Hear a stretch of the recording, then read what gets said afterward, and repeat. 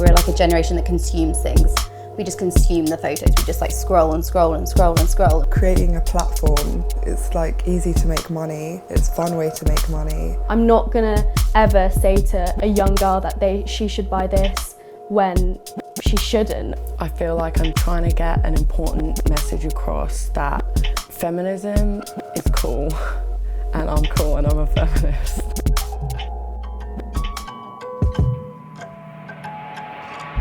We're the influencers, and because we're influencing people, so we know exactly what's going on, but the people that are being influenced by it don't have a clue. You work with a brand and they have a product they want to promote, and they want to promote it in a more natural way than like an advert. Like sometimes I feel a bit guilty that I'm part of the world, but at the same time you have to also think about yourself. Even when my account was just my personal account, I was always showing off swimwear or underwear. I don't see the female body as something shameful that should be hidden. Instagram is mainstream media now, and I don't think mainstream media has ever been that good at making women feel very good about their bodies.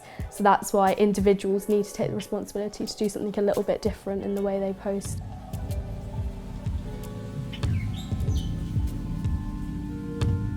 If I took pictures like of my real life, no one would follow me.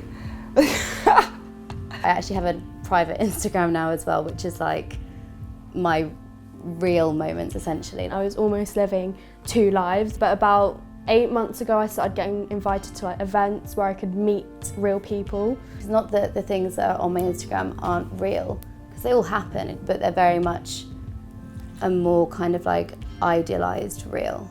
When I look at my Instagram, I can't envisage 30,000 people. I just see it as a number. Like none of those people would actually be there if you had a problem. There's no point of having 20,000 Instagram followers if you don't have any real friends you can share things with or, you know, actually rely on.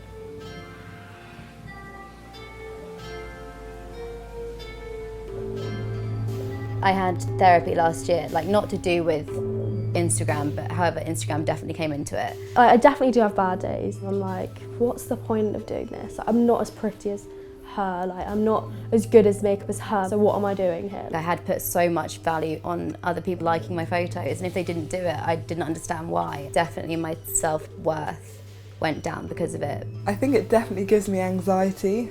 Like 100%, it's a massive source of anxiety. My mental health got pretty bad, and there would always be people who would message me like, you're okay, you inspire me like every day, and like that I would print screen them and save them. People really like pick each other up on Instagram and share their problems, and I think that part of Instagram is kind of not spoken about enough.